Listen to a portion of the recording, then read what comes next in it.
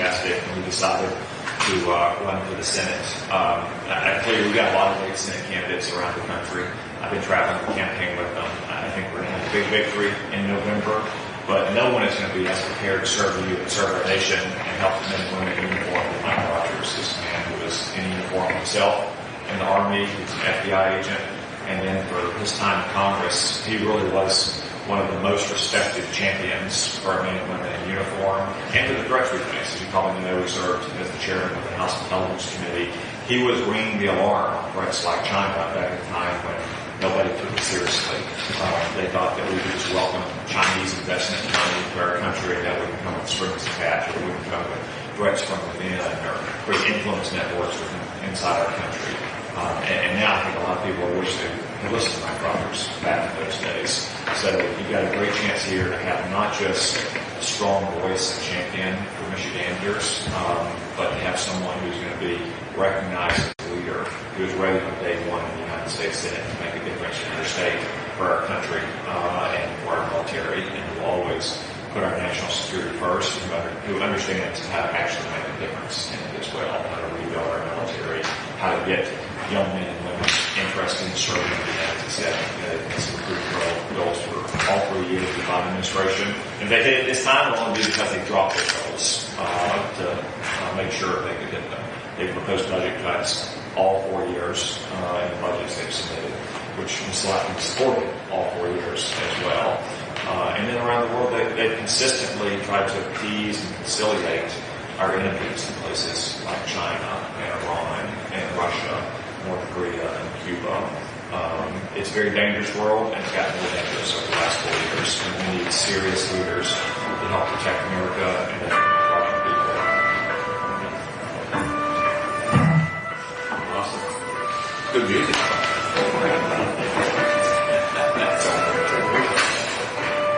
Maybe we could just go around the room quickly, and then let's take some questions. So I always try to stay away from my sergeant majors when I was a young officer, just to go the other way, just to not get my, get my boots pulled up. So do you want us to do intro? Or, yeah, please, just go around, just tell your branch, your name, and what you're doing. It's on me. I retired from the reserves from Iraq, doing that with 405. What did you do in the Army? Infantry. Well, That's right. Not next to the tanker, but that's right. Previous life. Chad Sergeant in the Army in 2002, deployed to Iraq in 405, Baghdad area. Got out of active duty in 2005, joined the reserves. I was 90 kilo active duty as a tanker. Joined the reserves, reclassified infantry. There are no reserve infantry, and so I had to reclass again in order to get promoted. So now I'm an engineer. I'm currently a first sergeant promoted, not sergeant major yet. With that company, Sergeant Major Academy. I commend you for being precise about your rank. I'm like Tim Walls. And that's actually my fault, because I for some reason thought that promotion was being improved. Where were you in Baghdad? Just outside of the international. There, to the square, and then the job. Actually, a little bit. Yeah, we were in Al-Dura and Abu Bashir.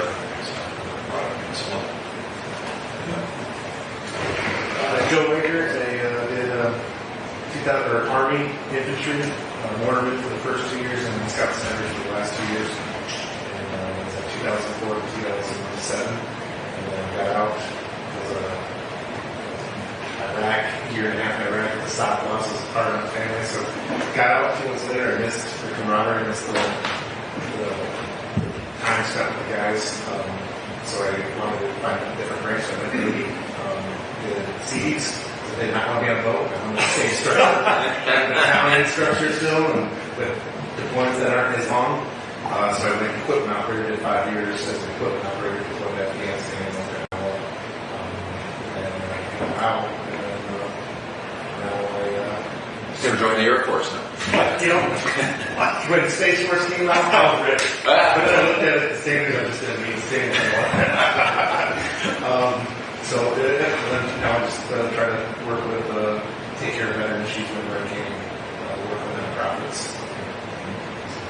I'm Jesse Daly. I joined the Army in 2002, retired in 2023 from active duty. I went to Iraq from 2003 to 2004, and then once again in 2005 to 2006. I was a mechanic, a track vehicle mechanic for 5 years, and I was a recruiter for 15 years. Where were you recruiting? For the Army. Where? Oh, in Howell, Michigan, and then throughout the states, West Virginia, Virginia, California. What are your thoughts on the recruiting challenges we've had over the last 3 years? It's very difficult just the transition from the generation to generations, to try to get our message. Because I think a lot of the generations that are growing up just don't understand the whole concept of what the military actually has to offer. And they kind of just give their opinions from outside resources, if that makes sense. So it's very hard to connect to them and help them understand what we actually have to offer. And us veterans know exactly what there is more inside the military than what is perceived. So as a caveat, Jesse's last station was Dearborn. He was a station chief in Dearborn, Michigan. And how was the mission down there?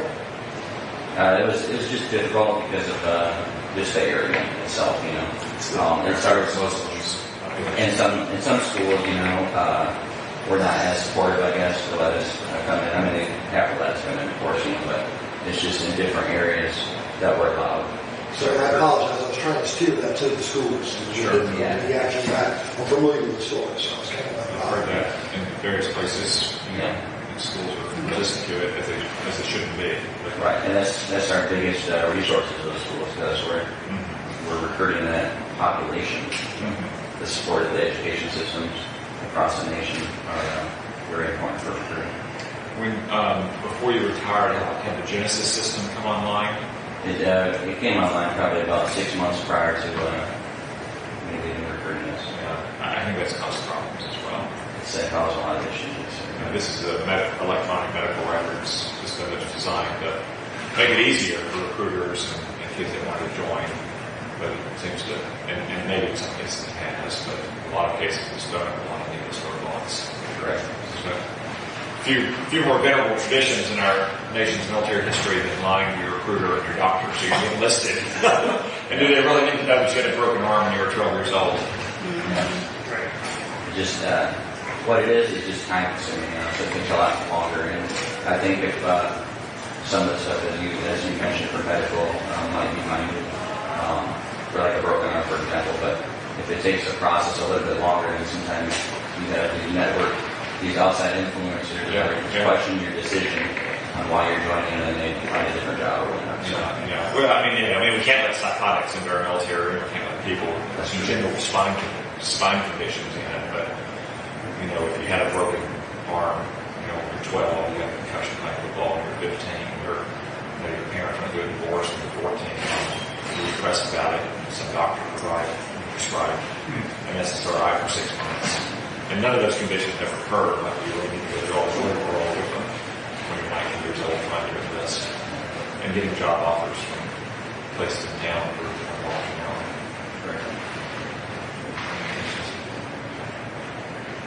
Hi, I'm Jen Buckley. Served in the Air Force from 1993 to 1997. And similar to some of the other guys, missed the camaraderie, missed my job. I was weather specialist, so I gave the weather to the pilots. Loved it, loved the F-16s, the A-10s, and sitting on the flight line doing that. So I stayed in Tennessee Air National Guard, attained the rank of Staff Sergeant, married a West Pointer. Excuse me, rough fraternization, but he was stationed up at Fort Campbell, and 2001 attacks came. We were newlyweds for 2 months, and we both knew one of us was probably going to get deployed. Became pregnant with our first child, so I opted to get out at that point. We kind of flopped around different bases while he went on a career track towards commander for infantry. And we found ourselves actually at Fort Irwin, California. So he was training out there. And his unit ended up deployed to Iraq. They backfilled him with a guard unit. he and another captain were killed April 29, 2005 in Gayara, Iraq, by a vehicle-borne IED. They were both from Michigan, both about 10 miles apart, so their parents connected. I ended up moving from California to Michigan and reestablishing my life here. Had 3 children. The third child was born 2 days after my husband died. The doctors called me and told me to come in and be induced so I could bury my husband at West Point. And you can't fly when you're 38 weeks pregnant from California. Fast forward, my sons are grown. I have a son at Hope College. I have another son who became a Marine. I remarried, added 5 kids to that, so that's 8 kids. And so he's a lag gunner stationed at Camp Pendleton, and so it's interesting to hear his perspective and some of his concerns that we can talk about.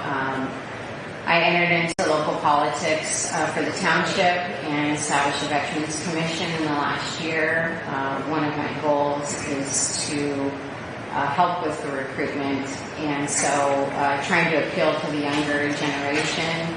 One of the things that helped me get through those first reading years was racing. So I did the West Point triathlon for about 6 years, and so I wanted to bring some of that feel to our community. And so I established a 5K ruck march on Armed Forces Day. And so we did that. We kind of had a small turnout, but the hope is that next year we have some static displays, just kind of appeal to the younger kids. There's a famous picture of my son who was 4 at the time doing a pull-up with his West Point shirt on at the air show over in Willow Run. So something like that, just, trying to bring the community together and show the appeal of the military and what it means to service for the nation.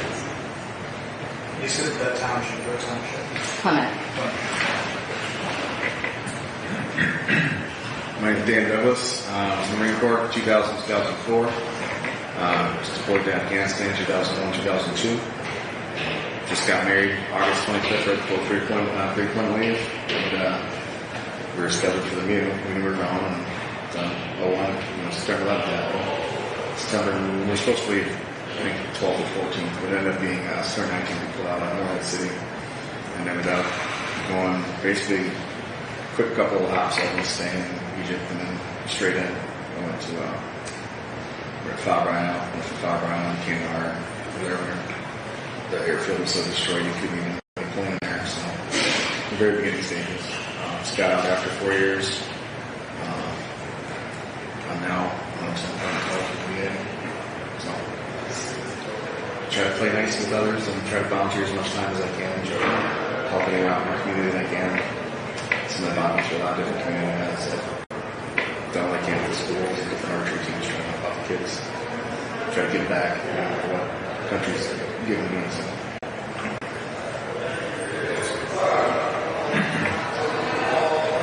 My name is Tom Emery. I'm from Shiawassee County, which is between Lansing and Flint, right off 69. I went on active duty in 1965, and I went through ROTC at Michigan State, and I was assigned to the Army Intelligence Center School, which was at Fort Holabird, Maryland, which is near in the southeast section of the city of Baltimore. The closest, and I had a 2-year commitment. The closest I got to combat is we had to have an emergency response team at Fort Holabird. That was in the halcyon days of the anti-draft movement. You may remember that. And the draft influenced me a lot because I thought, I'm going to have to serve my country. So when I went to Michigan State, I thought I'd give this a try, ROTC. Then after that, my 2 years, I moved back here to Michigan, but I was assigned to the 70th Infantry Division, which is in Livonia, and we are a basic training division, and we would go every summer to Fort Leonard Wood, Missouri. And the active duty guys, of course, they'd see us coming in for 2 weeks to take over the training, and the active duty guys were 24/7 man. And at that point, in '68 in Vietnam, we were really running people through there. They took off. But then after that, I went into the Army Guard, and I have 32 years total service, most of it in the Guard. One thing, I was in the Selective Service Division of the Army Guard, and of course we dealt with draft, and we're talking about issues that we have with people. If you go back and study history and the draft during World War I, of course the draft during the Civil War didn't work well because it was run by the military. And that's not, you don't disparage the military, but politically it's not a good idea. But World War I, and since then it's a selective service, is a civilian organization.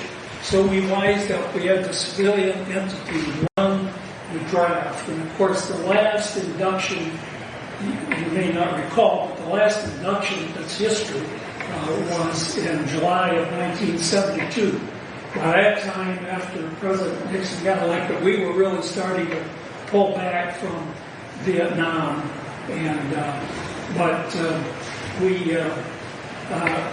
if you go back to the history of draft in those days, roughly 50% of young males in the United States were fit for service, either morally or physically,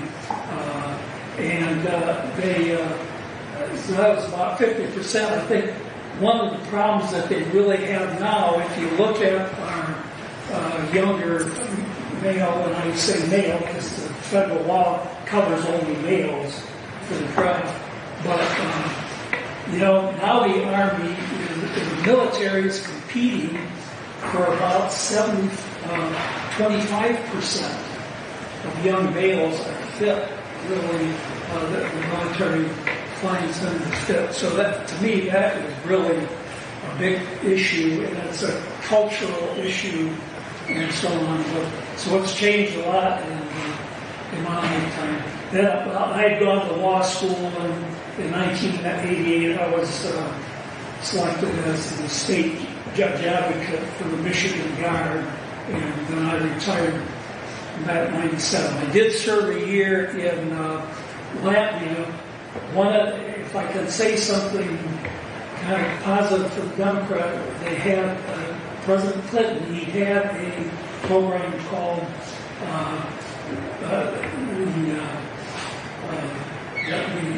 was chief of the military liaison team in Latvia. And Michigan had a lot of Latvian immigrants in it, so we aligned with Latvians. We worked with them to get them trained up so that they could get into NATO. And unfortunately, in some ways, they also got into the European Union, which in a way kind of works against what we were trying to do. But so I did get involved in that. I thought that was an important thing to strengthen NATO. And so now I am talking about local government. I'm also now a county commissioner for Shiawassee County. And one thing we've done, I think Shiawassee County is a rural county between Lansing and Flint. And we have established in addition to the state law that provides benefits to veterans, we have just opened within the last year a veterans center there, and we moved them from a kind of a postage stamp size office in one of our county buildings in Corona, Michigan, to now they have a building with about 8 offices. They have like an auditorium. They have a big meeting room for our Veterans Council, and our Veterans Council is full up. And we even passed a millage for our county to add to what the state provides for benefits for the veterans. Our taxpayers decided to take on a millage, which means we'll have to pay additional for our veterans. And just before I came up here yesterday, I talked to the chief of our Veterans Council, and we had last data is on month of August, we had 400 visits to our Veterans Commission in Shiawassee County. 75 of them were walk-ins. We didn't have the others made appointments. So the word is getting out, and I'm proud of the fact that our county is really supporting our veterans, and so I'm pleased with that, and I'm still doing it. I retired in 1997 from the Guard, but I'm still able to do things to support the vets. By the way, I have a son who's a 4th Recon Marine. I have two other sons. One's a JAG in the Army Guard, the other one's Guard. So all my brothers save one, 3 others serve in the military. So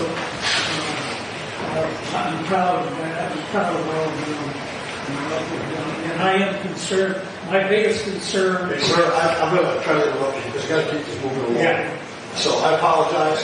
I'm not a moderator here, but we've got a certain amount of time with the senators. So, thank you, sir. Sorry. Appreciate it. This is not the agenda. I am the room pastor. I'm Charlie Rubin, currently a Sergeant First Class in Reserves.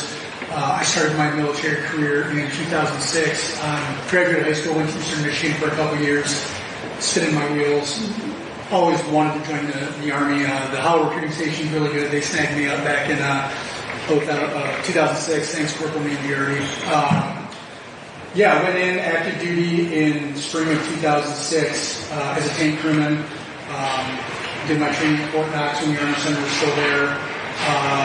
Was assigned to Fort Stewart, 3rd Infantry Division. Summer of 06, we deployed to Iraq from October of 07 to December of 08. I got out about 6 months after that. So we deployed, supposed to be a 15-month deployment, ended up giving us a month break, and we got back a month early. Ended up going back to school to finish my degree. As has been mentioned by several people, after several months I realized I really missed it. To piggyback off what's already been mentioned, I know one of your initiatives was to talk to us about it. Definitely have some thoughts on that.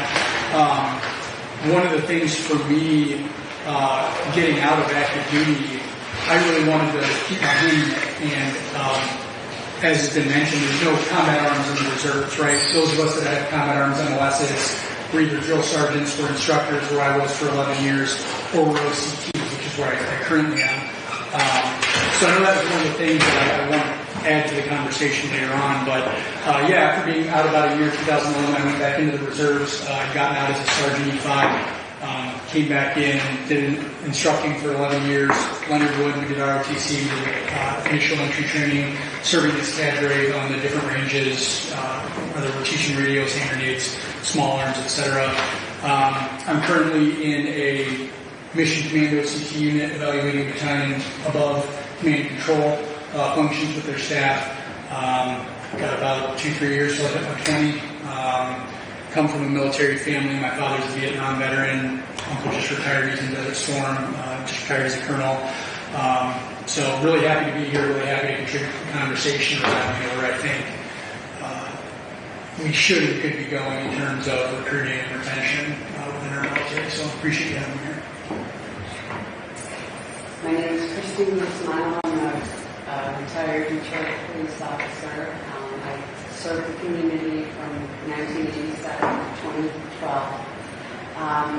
I currently do volunteer work for a nonprofit. It's a women's pregnancy crisis center. Thank you. Tony Guzmano. I did 4 years active duty in the Marine Corps, 84 to 88, and then I transitioned over to the Air Force Reserve, was in an SF unit. Then I went also at the same time joined the Wayne County Sheriff's Office. Did 27 years at the Wayne County Sheriff's Office. So I got kind of, both things. But total, after 30 years of service, I got almost 11 years of active duty due to call-ups. In Desert Storm, Enduring Freedom. I was at the World Trade Center attack. which was, it's kind of sensitive today because the anniversary was yesterday. Right after the World Trade Center attack, I went down to Warner Robins, got called up for that. Then I did a skit with CENTCOM, was down with General Abzay's team.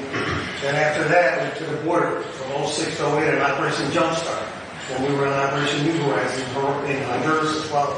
And then I retired out in 2012 from the sheriff, 2014 from the military. And currently I work with the film production company, Alex Ray, which is Clint Eastwood's son-in-law, and I'm their military police advisor. But two things I was asked to bring up is the problem with the pensions. Several service members, which I'm sure, sir, you know, it's almost impossible for these guys to get their pensions. You come off active duty, it's a little easier, but as a reservist transition in age 60, it's a nightmare. And I've got probably about 12 veterans right now who are having a problem getting the current administration. You just can't get hold of anybody. And it's hard for those guys to get their pension. The second thing is, as all these amazing troops here know, years ago, you could go to a base and stay at lodging. The lodging prices now on base are way more than what they were out of town. So it's cheaper to go out of town, so no one goes on base no more to stay and watch. So the public, these two things I've got there. Thank you. And of course, we all support Mike Rogers. Thank you, sir. Yes, sir. One more, Ron. Sure. CW2 Eric Howell. Been in the service for 23 years. Started my career with the 82nd Airborne.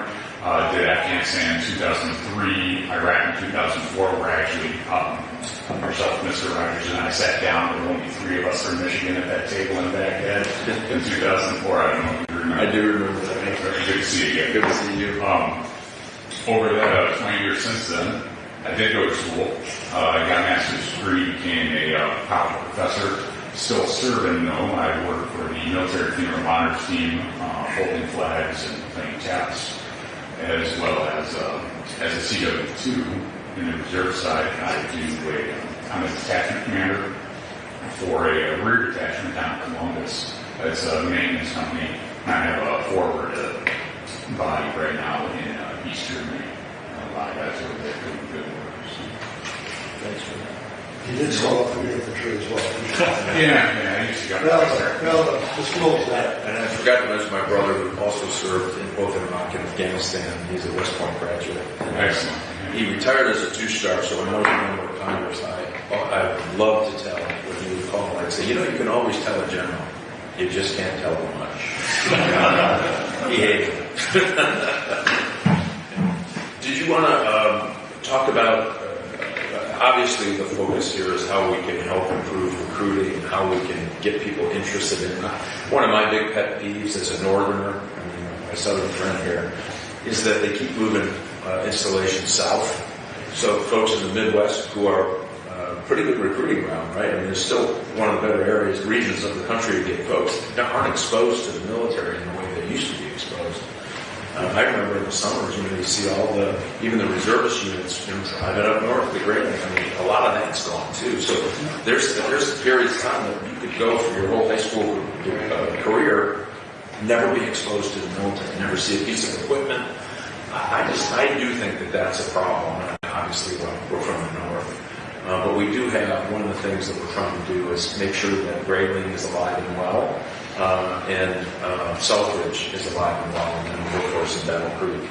I'd like to see some more, get some F-35s up here at Southridge. I think that would just help bring us back into the military side. Senator, if you want to talk about some of the things you guys have. Be curious to hear what your thoughts are on some of these issues and the recruiting challenges we face, and some of the challenges that veterans are facing. I have heard the issue about pension, especially if that's something if you have 20 years in active duty, it's very straightforward, but if you're active duty plus reserve guard plus a lot of active stint in that and adding it all together seems to be beyond the capacity sometimes of our military services. But Charlie? Yeah, I was going to say one of the things I noticed, and it's in line with what you had said. We know in the reserves used to be, and I'm a big history nerd, I got my degree in history, love military history, but you look at the reserves, say, prior to the 80s, you had combat arms units there. You had one of our sergeants major who just retired, Barry, he was in a unit that trained new guard units on the new M1 tank when they were transitioning from the N60s back then. I'm a tanker, and a lot of people at the table I've served with know how big of a nerd I am. Like, that'd be a dream job. We could attract a lot of people either right off the street into the reserves, or I think about my scenario, during Iraq and Afghanistan, we had a lot of active guys looking to take a knee, get off active duty, go back to school, do whatever, and they'd go into the reserves, and it was either that or the Guard, and if they wanted to stay combat arms, the only option was the Guard. And I know there's the whole issue of state funding. A lot of states would say, no, we don't want combat arms in the reserves because that's the attraction to the Guard. And I understand that. But I think that would go a long way because you have a massive amount of institutional knowledge. And not just the Guard. I've never been in the Guard, so I can't speak to it personally.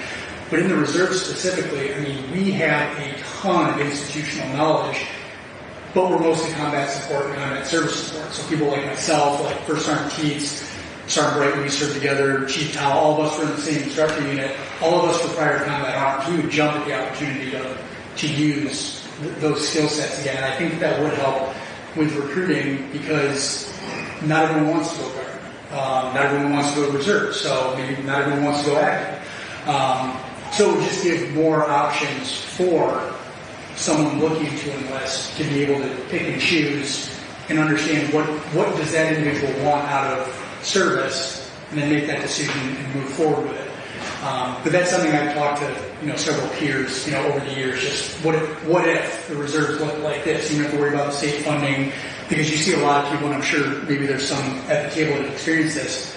If you go from the reserve to the Guard or Guard to the reserve or any of the three, oftentimes there's a lot of issues because there's different forms, there's different, for whatever reason, and I think that could potentially streamline it and make it easier for those that want to continue serving, whether it's on the active or non-active side, Guard or reserve.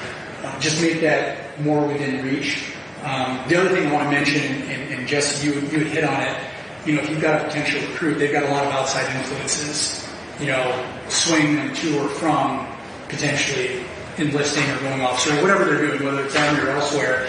And I know last year they had put out a request for submissions for why do you think we're in a recruiting crisis? And I was at a mission at Fort McCoy, wasn't able to do it, but I think a lot of it is those outside influences. When we enlisted, most of us here, or for the officers, on the officer side, there wasn't Facebook, there wasn't Instagram. You didn't have the means to gain access to the type of information that today's generation can access. So when you see everyone knows Army WTF moments, right? You see the most jacked up stuff there. But if you're a parent or someone who's looking at enlisting, you're seeing posts, and you see this all the time about molded barracks, the family housing on these posts. I'm a parent of 3 now. I didn't feel this way 10 years ago, but now that I'm a parent, I see that if my kids are looking to enlist. Is that going to be what's best for them? I don't know. So I think there's a lot of things on the infrastructure side for the Army in terms of housing and making it more appealing to people that, from my perspective, getting out of high school, going to college, living in a dorm, having that freedom, that autonomy to do what I want to do, then going into the Army, then getting out and going back to school, it made me realize that I didn't know what I didn't know going into the Army, but when I got out and went back to school, if I'd been in that environment and gotten in, I would have been like, this sucks. Like these barracks have mold all over them. I'm not allowed to have a hot plate in my room because someone thinks I'm going to burn the place down, but here's a 70-ton death machine. Go have fun. We'll trust you with that. Those are one-off examples, but I think if we're really we need to make, and I know this is a loaded statement, I don't know if make it more attractive is the right way to word it. But I think we're fighting an uphill battle, and I'm sure you can speak to this more than I can. When you have these recruits that are interested in it, but then they look on social media, it's not always painting us in the best light. Which those of us that serve know that that's not the case. Like the Army and the military as a whole is an incredible vehicle to provide opportunity to people that want to better their own circumstances. And I think more can be done when it comes to housing, when it comes to pay, keeping pace with the civilian sector. We all know that the price of everything is just miserable right now. Keeping the pay equitable, I think, is very important. But those are a couple of thoughts I had as you were saying it and asking about thoughts on how do we fix or alleviate this recruiting issue. I would also like to add, if I could, kind of to your point, so I have a son that's 19 going on 20 at Camp Hamilton, and we just talked about those similar things. But I think he ended up picking, I'm pointing at you, the fellow Marine. He was attracted to the Marine Corps because the Marine Corps is like the last stronghold of patriotism. They're not woke. They don't have this DEI. They're still very masculine, very band of brothers, very patriotic. And I can't tell you how frustrating it is and difficult to watch women with their caps on. They've got ponytails and pigtails. And what we can do on your guys' end to fix that, because I can tell you, if they think this is a carnival that they're going to, I think that turns people away. It looks like a clown show to me. We need to get back to our roots and that service, and yes, sometimes sacrifice are going to be asked of you. But what we're seeing right now is just kind of a joke, and I think it's a turnoff.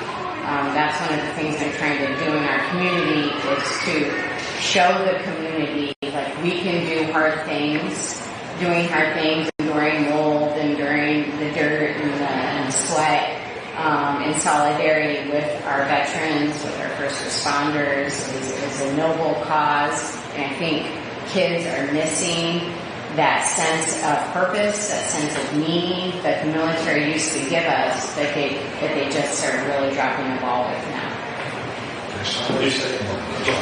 Did your son, so he said that he wanted to join the Marines as opposed to the Army because it was that last bastion? I don't think he knows. Martial virtues? Yeah, that's a good question because his dad was a West Pointer, and he was adopted by my husband, who's also a former Marine. And so it's kind of like, which track will he choose? So it's interesting that he wanted to go with the best of the best, the tough guys. And so I don't think in his mind he's like, this is where I'm going to find the most meaning in my life. But I think subconsciously he felt that, and he sees that around, and he's on social media, and he follows all the right people. But so we're taking this from our perspective as aged people or veterans, right? So the military, one thing that most of us can agree with is a family business, right? So fathers, sons, cousins, and it's because of familiarity, it's because of exposure. So my children are more likely to join the military because my wife and I are all veterans, and they're exposed to that. They're exposed to what we've done. Our generation, specifically GWAT, makes up 1% of the population, 1% serve. So that number declines with every generation. 11% for World War II, 4% for Vietnam, 1% for GWAT. There's no exposure. They don't see us. They don't know who we are. They drive by an American Legion, they drive by a service organization, and there's 4 old guys getting drunk at the bars the way they see it. And they're not going to go. There's nothing wrong with that. But the problem is they're not exposed to, if you have schools with ROTC programs, the recruiting rate is higher. Schools without ROTC programs, the recruiting rate is dismal. There's just a complete lack of exposure to veterans and to giving yourself a higher service. These kids aren't exposed to this. What they're exposed to is, what's on social media, whatever their search drives them to, whatever direction that goes to, and the reality is, it's the only way to get it back is to small schools. I believe this. It's a long, hard road back, but ROTC programs, junior ROTC programs, anything that exposes our youth to veterans and people that have served this country in a higher capacity than just getting elected or going to Hollywood or whatever the case may be. There's a whole bunch of scenarios where people say they serve. No offense to politicians that all time in service, 150 years, Joe Biden. You've got elected for 50 years. You have not served this country. You've worked for your constituents. You've worked for the country, but you haven't served the country. And that's just my opinion as a veteran. I think that serving is doing something that requires more of yourself or less, whether it's Peace Corps, or whatever, including the military. Kids aren't exposed to that. They're not exposed to it. They don't see it. We don't elect veterans anymore as commander in chief. They get They can't make it through the primary process because it's just not present. And the other thing is we've watered down the term hero. We've watered it down to the point where people are immune to hearing it. Teachers are heroes, police are heroes, firefighters are heroes, nurses are heroes, McDonald's workers that showed up during COVID are heroes. We made everybody a hero. Everybody in America is a hero. So now we have a guy that threw 30 Marines off the hilltop. He gets the Medal of Honor and he gets no exposure because he's just no hero. So, and just my short opinion on this story. So I'm going to go out on a limb here, and I'm out in the community. I'm out, across the country, being in the film industry. We're out there, and my son right now is currently serving with the reserves. He was a Marine 4 years. He's a Michigan State Trooper full time. And for Michigan, as you know, sir, they're talking about creating Space Force Reserve. I think it would be amazing if we brought Space Force Reserve Guard here in Michigan. So the reason why I say that, we know for a fact that Florida, and I was just down at Space Command down in NASA with Florida, is pulling people out of here. U of M's graduating engineers, they're graduating people that want to be affiliated with the space industry, and they're going to Florida. There's no doubt about that that's going on. We're hemorrhaging people. And I think the Space Force, with the way kids are today, nobody wants to be in a tank. Seriously. I loved it. We all loved it when we were younger. But talk to some kids. And I've been out there talking to these kids. They're not interested in artillery. They're not interested in tanks. But when you talk to them about space, and you talk to them about stuff like that, now you're hitting something. You have to understand, the kids today are not when I grew up. When I come in the Marine Corps, man, I want to be in the rescue unit. And that's what I did. But that stuff is not there no more. No one wants to be part of it. They want to be something that is electronically like a game. And I hate to say that. Playgrounds are empty today. They're completely empty. Why? Because nobody wants to play ball. Adults, everybody's worried about pedophiles. Well, no, it's not so much pedophiles, but I spent as a law enforcement officer. We dealt with that. And the chief can attest to that as well. So when you bring something like Space Force here, now you got something I think is hot. And these kids will want to be part of it. That's just my 2 cents on that. How many slots are available on the Space Force? I just used that as an example. Also, I agree with you. I'm just curious. U.S. Army also. How many slots are Hold available? on one second. So U.S. Army also has Space Force. They have Space Command. A lot of people don't even know that. Yeah. So they have that as well. So that's small, that's a start, but it's something to start something. And we can, at Southbridge, they built that Starbase. You see the Starbase out there, and the waiting list is unreal to get into that. There's hundreds of people trying to get into that, and there's only, I think, 1,500 slots, and that's it. So I just think that there's something here that we're really missing to bring something to Michigan that stuff could spark off from that. Just my 2 cents. I do agree with you on the electronics part of it. There's a lot of kids nowadays that are looking around. I was a Forbes observer for children closer to with our morning, and we had a lot of really cool tech, but no one ever knew about it because you're a artillery, that's about it. And I'm saying, because you guys have a lot of awesome tech and stuff like that. If we could really focus, I think if they really start focusing some marketing commercials, some of these different things about what we actually do and the tech that we get to use, the cool toys we get to play with, I think a lot of these kids would really, really actually enjoy going in. But instead, you see the same old commercials we've been kicking in the dirt for the last 30 years, and now we got the woke ones mixed in there with that, but that's about it. I think you're on something. We do really need to focus on the tech through all branches, because it is there.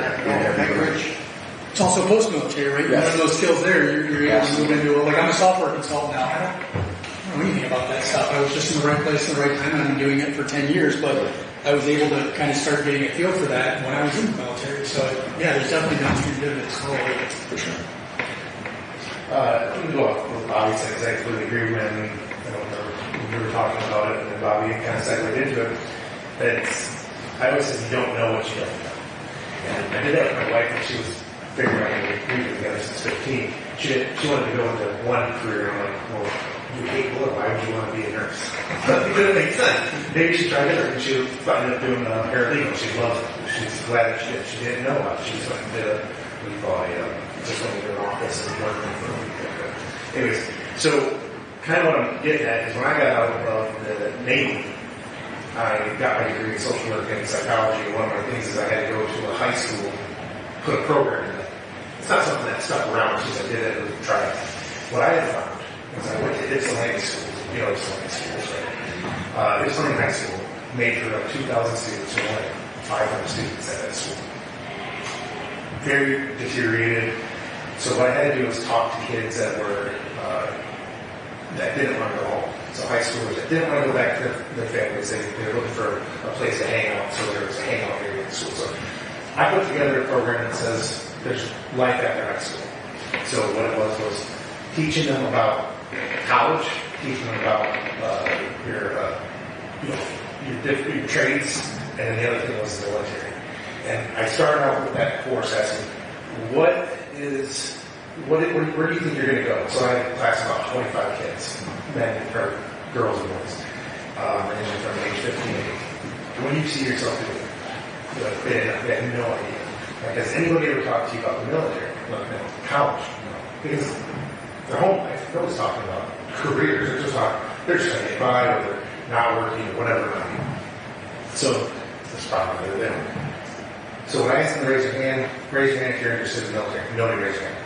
Asked them to raise their hand if you're interested in college. Nobody raised their hand. And the reasons I was taking is like, I don't know the problem. I don't know anything about the military. The reason I'm not going to college is I can't do college. I don't have any money. I can't afford it. Well, if you know how it works, you go to community college. Lately, I told everybody, they gave me the idea of how much, you don't have to tell everybody, how much do your parents make? And I said, I went through that. If they make this amount of money, guess what? You can go to community college for free. There's your free Social Security. Pell Grants. They didn't know that. Nobody even told them about Pell Grants. It's the most amazing thing. Like, free college. There you go. Here's your Social Security. Then I was like, so I went through this slideshow showing about what benefits the military provides, and they're shocked and all by it. Like, so then at the end of this probably 45-minute presentation I gave to these kids, I said, now raise your hand if you have an interest in the military. 6 kids raised their hand. Raise your hand if you're interested in potentially going to college, and I'll get you all the paperwork to get you inserted into Washington Community College. Like, I think 7 kids raised their hand. The other kids still registered. And that just shows to you, nobody's talking to a lot of these kids in high school. We're not all privileged enough to have good parents. I mean, my parents had to expect me to go to college. They thought I was dumb. So he's going to the military. As long as he passes my school, we're good. And that's what my thought was. I'm ready to go infantry, go to war. So, and obviously, I mean, I would change my life after the military because the military did that for me. I credit the military to the person who I am today, and I think that it saved me in the mindset. So, I agree. I think that we do have high schools that are proactive. In our community, we got Howell, that they have a program for ROTC. Brighton's getting one, right, Bobby? They got they're getting one. So now, just in our county, we have 2 of our major school districts that have ROTC programs that, guess what, were pushed by veterans that got in there. And we do the fire as well. Yeah. So, I guess my biggest thing is, I agree, I think there needs to be better outreach. I know there's schools, like some in Dearborn, that you have a hard time getting into there. So, I mean, I know we don't like to step on a lot of smaller organizations' toes, but at some point, if we're hurting our national security because we don't have the military strong enough to truly do the job that we need to do, then maybe there's a point where the federal government pushes down programs to help states, and the states can push that programs down to the counties, and the counties can push that down to the school districts, and really kind of focus on educating, and not just military, but educating on skill trades, college, and not pushing one, but just giving that information to the kids. Because I tell you what, a lot of the school districts, the counselors don't do that. My daughter didn't get it. And I don't focus on it. How hard is it to get a junior ROTC thing at high school? Easy. Is it? It's easy. You need a school board to approve it. You need support. You need support. And look at the money back. The branches are more than willing to, because they pay for half of the program for the first 4 or 5 years. So really, the school's only paying half the salaries for the instructors, and it's not different. And Livingston has Air Force, and Brighton will start maybe next year. In Livingston County, if I remember correctly, the county commissioners approved the first year's budget because the school was kind of, so these ARPA funds to provide 1 year of instruction. And then if it was successful and they get enough people recruited, then that's when they need 100 kids in, I think, 3 years. Yeah. So then they're going to provide, then that's when the military branch will then start supporting it because they see value in it. So the community needs to put a foot forward and show that effort. You can't just obviously say the military That's government. That's got to be. And there's no requirement. You go through the Navy program, you get out, you can enlist in the Army if you want. Yep, absolutely. And after you did that, No harm, no foul. So the programs are actually amazing because these young kids actually do want to participate in something. So it's something that is there. The desire is there, and when it's in front of them, they do it. They move forward with it. So I think the Navy program will be successful and bright as well. They do the first they do the fire academy as well. So these guys are even accredited firefighters. So when these programs are available to kids, they leap on them. The Department of Education, I think, fails miserably with the curriculum that they recommend because none of these programs are part of this. And so, like Joe said, so we do stuff in the schools. We just had a veterans deal in Howard School. Chad is part of this. So those kids are relatively exposed. We ask kids, what do you want to do? What do you want to be? Half of them will say psychologists or social workers, which in my opinion contributes nothing to our society. Especially social workers. At least they're not. That's my theory. These are not safe influencers. That's when you know you're really lost up there. Right. I not say which one's mine.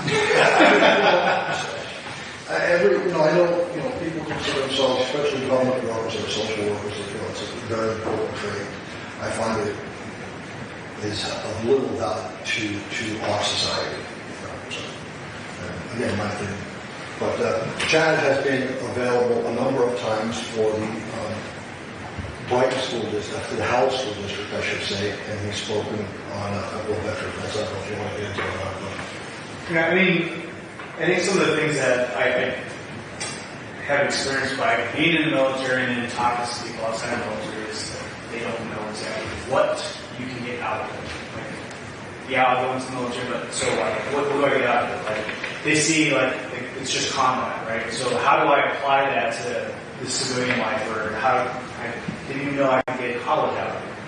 So I think just some of that branding and then just letting people know or educating them that you can get different technical certificates out of it. If you have an interest in doing anything like film or social media, or if you want to be an electrician or a carpenter or a plumber, there's not a lot of advertising or a lot of information that's readily available, and the military is very good about making simple things very difficult. That information, it's not there. And you're not going to find somebody that's of military age, at least getting into the military, that is going to go out and look at a lot of stuff. They're so fixated on social media and just in my mind, all the wrong things, and just worry about all the dumb stuff, where they're not going to go out and figure it out for themselves. Exposure. But let me ask a very delicate question. I worry a little bit about this. So all the TV ads I see, all the radio ads I see, makes it sound like every soldier that comes out is badly broken, not being taken care of. God love them for doing what they're doing. They're taking care of people. But if I were a mother who had no exposure to the military, and all I see on TV is these people who can't get into homes, it seems overwhelming to me. Am I the only one that's thinking of this? I think it's also a bit of a trope. It's like, the broken veteran, right? That's the stereotype, and it's a double-edged sword, right? Because a lot of us at the table, but veterans at large, those of us that have served downrange, we get back. It may not be the week after you get back. It may not be a year or 3 years. It may be 10 years down the line, and all of a sudden you're having nightmares. All of a sudden I got out, and I think it was 8-10 years later before I started having anxiety. I had panic attacks one day. And that went on for 6 months. No idea where that came from. And that's the crazy thing about this role in the military, is that it affects, two people can be exposed to the same traumatic event, but they deal with it and process it in different ways. And I think, whether it's, Sergeant Major, or Master Sergeant said, Hollywood, right? There's you see that broken veteran stereotype, and that sometimes paints other veterans. They just assume, you probably got PTSD. When I went back to school, I went to a little D3 liberal arts college, so I was absolutely an outlier. But I can't tell you how many times, oh yeah, you were in a, so you got PTSD, right? They just automatically assume that you're a basket case or something. It's, in that sense, it sucks, but it can also be beneficial because with that awareness of it, there's people that genuinely want to help and see those veterans treated better, or they've got a family member. I mean, my dad's a Vietnam vet. I know how he was treated when he got back, and I think that's one bonus is that you didn't see that with a lot of the G1 vets. You know, there was definitely not across the board, but I think how we were treated when we returned was completely 180 to how our Vietnam vets were. We don't back on the TV. That's a tax issue. Back on the TV ads. So myself personally, who served at the World Trade Center, I don't know if you're aware, Senator, so anybody who serves at the World Trade Center, if you've got any type of ailment, breathing, they cover all that. The one thing they don't cover is anything psychiatric. If you've had nightmares and you want to kill yourself and you have those serious problems, you dream about burning buildings, which I had that, I'm an adult. The only people that took care of me was the Veterans Affairs. That's it. And you see all these ads, which Mike's talking about, out here for all these towers. I'm just using that as an example. All these other organizations. In 30 years, I never had nothing for anything. Like multiple, and I don't know about anybody else either. You're correct. Yeah, and they don't. So you got to wonder. You know, you see these people burned and these people on TV, which he's talking about. I agree 100% with that. You know, they're not doing anything for anybody. And I know a lot of guys that got busted up in Iraq, Afghanistan, and other places at the World Trade Center, and you get nothing. So again, it goes back to tax credit. So 501c3. They're sole rules for issuing 501c3s. So and then you have true service organizations, you know, the American Legion, the VFW, Disabled American Veterans, right? These groups actually compete with all of these 501c3s. Vet Connect 5, Blue Star Dogs. So this is long and it never ends. And they're all out there with their hand out, collecting money on the back of veterans. Wound Warrior Project. It's the, you know, like at one time it was a giant channel that had a whole huge parties on money they were raising on the back of veterans. There's only 20 cents out of the dollar they were So the tax laws allow these 501c3s to exist, and they come out of the woodwork for us, or for the service organizations and 501c19s. As a 501c19, you're not eligible to get a grant for the Walmart Foundation. You know, back to the commercials though, and the stuff, and I'm specifically talking about these World Trade Center veterans. They get nothing. If you got a psychiatric issue, you can't even, they tell you. Because I'm certified on the psych side. I had nightmares, went through all that. And you get nothing from that fund. You get absolutely no support. And they even tell you that when you call. But like, I had some skin issues, they took care of that. Right? Because we had some rashes, because we had gloves going through the pile. But the problem is you got hundreds of police and military members just at Battery Park. There were tons of soldiers that were there in New York. All those veterans that were there now, let's assume, you know, these guys are off active duty 23 years later. These guys can't get no help at all unless you go to the VA. You know what the VA says? We'll take care of it. But that shouldn't be. The VA should not be picking up the expense for an incident that happened in the civilian side. And that's just my 2 cents. Well, they're also strict thing too. Yeah. I tried to get a sale. I tried to get a meeting. It took me 6 months. And you said, 8 months from now, I'm like, I'll tell you, the VA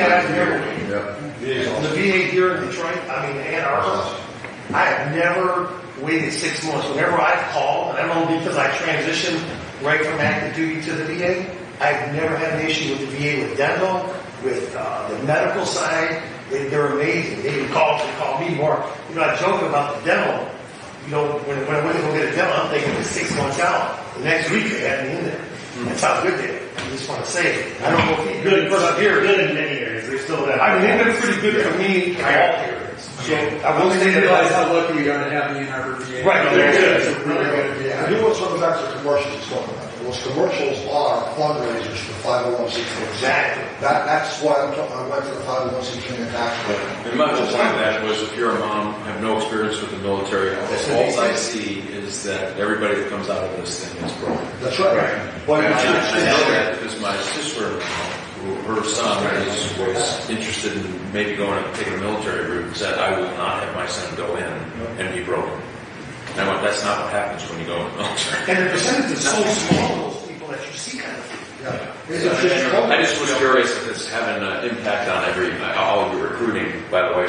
Do you hear those stories when you were recruiting? Sometimes we have a stigma. Yeah. That's out there. Can I tell you one quick other one that I heard the other day? Mom just about ripped my face off. Her son was in the Marines in Japan.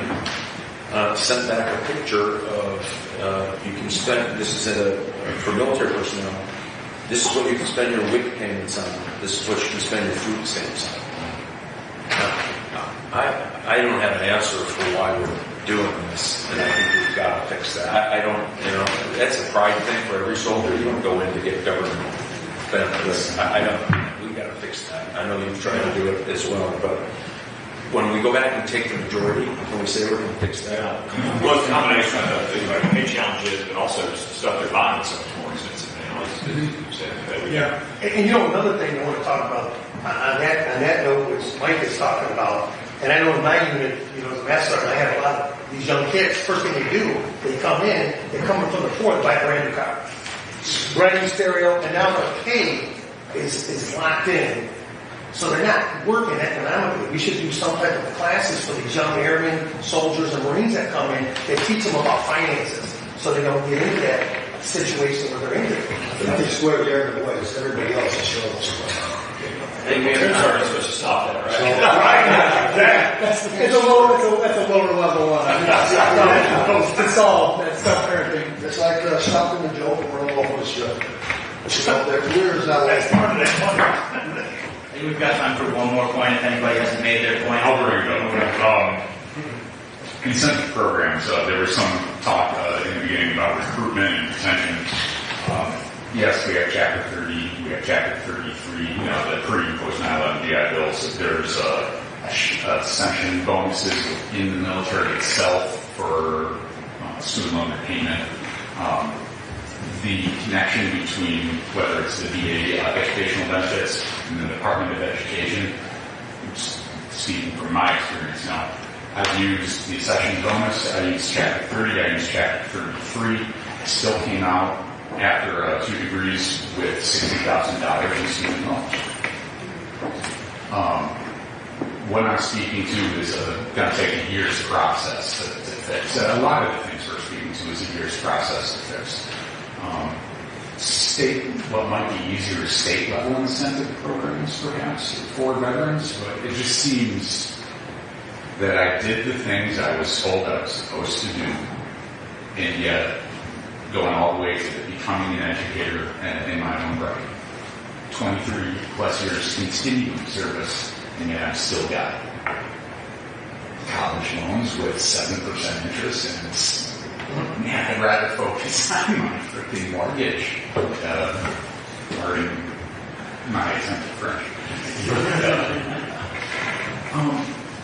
So it wasn't a question that I heard come up, but can the incentive programs that we have currently in place be reorganized, reinvented at not just the federal level, but the state level within the departments that we already have to create a better future for our veterans once they leave their service and they're not strapped with student loans that are basically the equivalent of a home mortgage.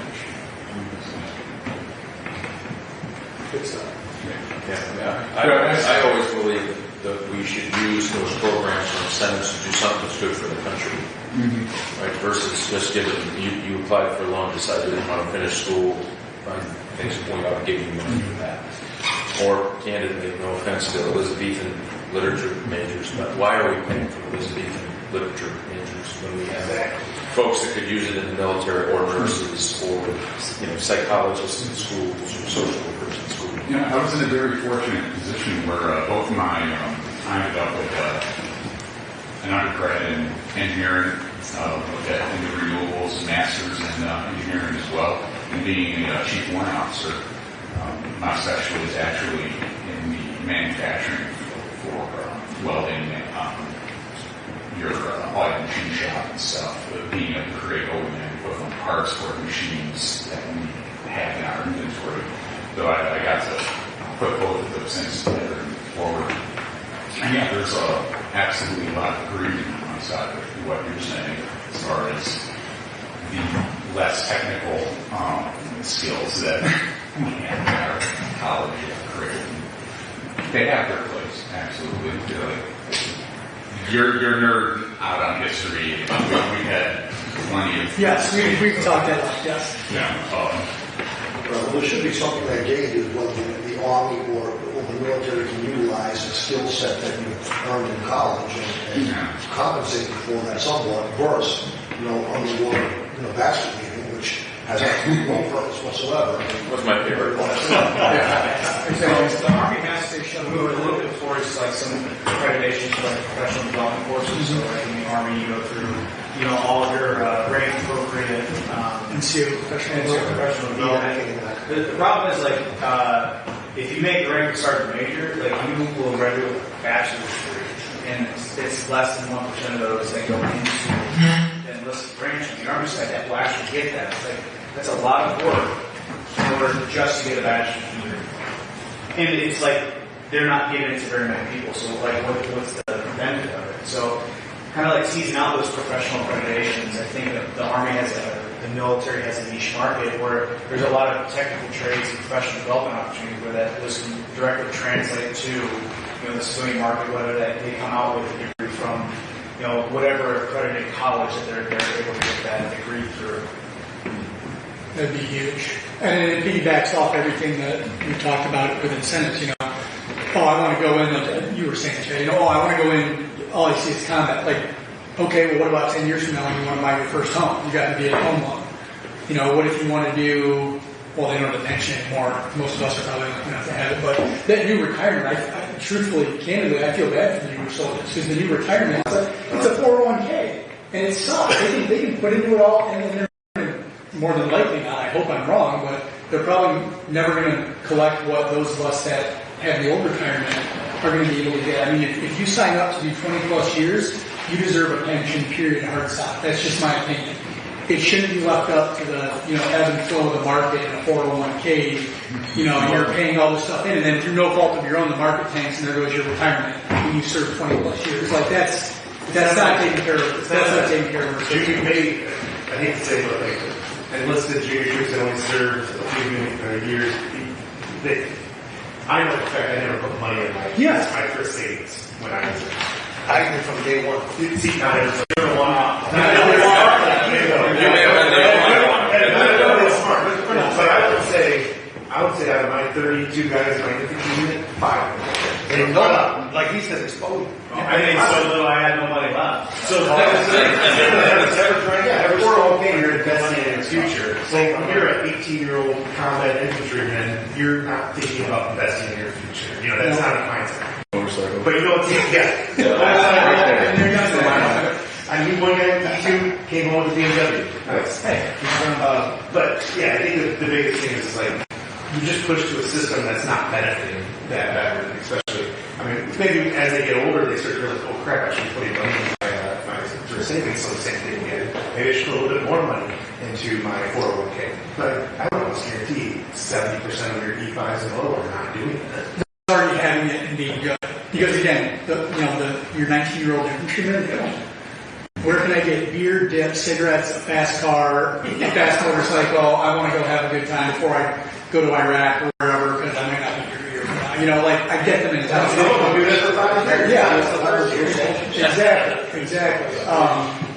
But yeah, it's and I don't know this, but I suspect it was a cost cutting, right? How much did getting rid of the pension save the government? I think what else I heard, just as the other side of that, and I wasn't there for the change, but they were saying that a lot of the older saying, but I know I want to do my 4, 5, 6, maybe I want to do 8 years.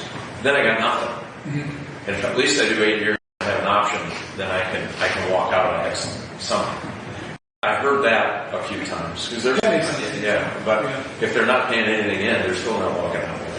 There could always be a hybrid version of it too, where you can operate for one because you're doing 20 years, or you could transition it over to the 20 years of payback. Right, that's your 10-year law. There could be options. But I know a lot of people that said that my nephew, both my one's in the Navy, one's an Army officer for a while, and he's like, I'll stay in it now. The benefits are what you said they were going to. So like, that's what they were when I left. 13, so I don't know what to tell you. Just like the commissaries are not like they used to be, just like we talked about the lodging. It used to be people would go on the base, it'd be $25 a night, $30 a night.